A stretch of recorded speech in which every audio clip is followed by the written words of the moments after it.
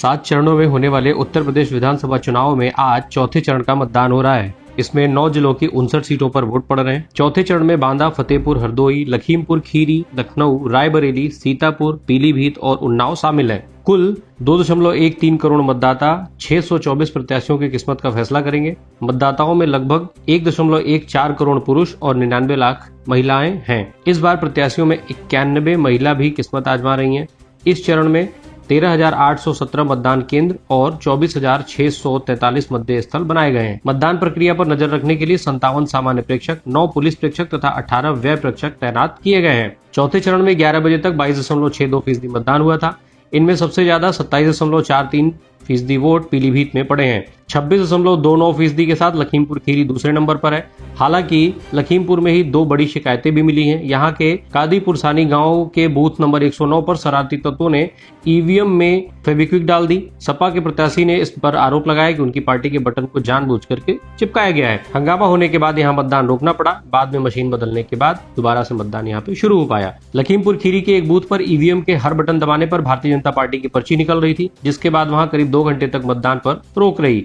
मामला लखीमपुर खीरी के फरदान थाना क्षेत्र का है। यहाँ बूथ संख्या 85 पर मॉक कॉल के दौरान कोई भी बटन दबाने से कमल की पर्ची निकल रही थी। इसको लेकर के मतदान 2 घंटे बाधित रहा। मामला सामने आने के बाद तहसीलदार सदर और sector magistrate doctor Rakesh Verma ने मौके पर पहुंचकर नई ईवीएम मशीनें दी। इसके बाद 8:55 पर दोबारा मतदान शुरू हो सका। चौथे चरण में सुबह 7 बजे से शाम 6 बजे तक 2.13 करोड़ मतदाता 624 प्रत्याशियों की किस्मत का फैसला करेंगे। इनमें 91 महिला प्रत्याशी हैं। इस फेज में कई दिग्गजों की प्रतिष्ठा दांव पर है। योगी सरकार के मंत्री ब्रजेश पाठक और आशुतोष टंडन जैसे दिग्गज चुनाव मैदान में हैं, तो कांग्रेस के सामने अपना गढ़ रायबरेली बचाने की चुनौती है। वहीं लखीमपुर कांड के बाद भारतीय जनता पार्टी पर अपना पिछला प्रदर्शन दोहराने का भारी दबाव है। साथ ही ये सवाल भी लगातार उठाया जा रहा है कि क्या भारतीय जनता पार्टी अपना प्रदर्शन दोहरा पाएगी। बसपा सुप्रीमो मायावती ने आज राजधानी लखनऊ में अपना वोट डाला। मायावती मतदान करने के लिए लखनऊ के निगम नर्सरी स्कूल पहुंची। उन्होंने वोट डालने के बाद समाजवादी पार्टी पर करारा हमला बोला। बसपा सुप्रीमो ने कहा कि प्रदेश के लोगों ने वोट देने से पहले ही समाजवादी पार्टी को नकार दिया है। सपा को वोट देने का मतलब है गुंडा राज, माफिया राज को समर्थन देना। उन्होंने कहा कि मुस्लिम समाज भी समाजवादी पार्टी से खुश नहीं है, वे उन्हें वोट नहीं देंगे। सपा सरकार में हुए दंगे उसकी असली तस्वीर है। समाजवादी पार्टी के नेताओं के चेहरे बताते हैं कि वे इस बार सत्ता में नहीं आ रहे हैं। देश के रक्षा मंत्री और लखनऊ के सांसद राजनाथ सिंह ने अपने परिवार सहित गोमती नगर के विपुल खंड स्थित मतदान केंद्र में मतदान किया। उन्होंने लोगों से विशेषकर पहली बार मतदान करने वाले नवयुवकों से बढ़ चढ़कर मतदान करने का अनुरोध किया। अपना वोट डालने के बाद राजनाथ सिंह ने मीडिया से बातचीत करते हुए भाजपा की जीत का दावा किया। उन्होंने कहा कि उत्तर प्रदेश में भारतीय जनता पार्टी न सिर्फ इतिहास दोहरा रही है, बल्कि इस बार हम पहले से अधिक सीटों के साथ जीत दर्ज करेंगे। चौथे फेज की वोटिंग जारी है। साथ ही कई जगहों पर दिक्कतें भी सामने आ रही हैं। शुरुआती 3 घंटे में ही समाजवादी पार्टी ने चुनाव आयोग और जिला प्रशासन से 70 शिकायतें की थीं। इनमें 7 शिकायतें भारतीय जनता पार्टी कार्यकर्ताओं और नेताओं के खिलाफ थीं, जबकि बाकी शिकायतें ईवीएम खराब होने या वोटिंग से जुड़ी गड़बड़ी की थीं। पार्टी ने ट्विटर हैंडल से चुनाव आयोग और लोकल पुलिस को टैग करते हुए शिकायतें की थीं।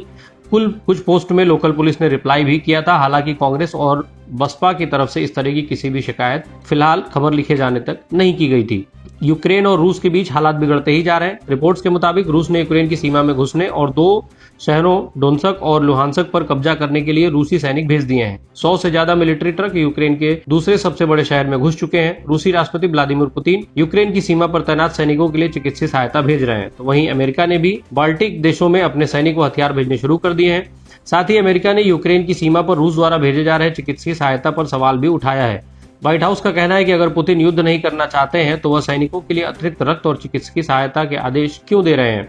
विदेश मंत्री एस जयशंकर ने मौजूदा रूस यूक्रेन संकट को लेकर बड़ी बात कही है। फ्रांस के पेरिस स्थित एक संगठन के कार्यक्रम को संबोधित करते हुए उन्होंने कहा कि आज दुनिया कई संकटों से जूझ रही है। यूक्रेन संकट की जड़ें सोवियत संघ के पश्चात की विश्व के राजनीति व नाटो के विस्तार से जुड़ी है।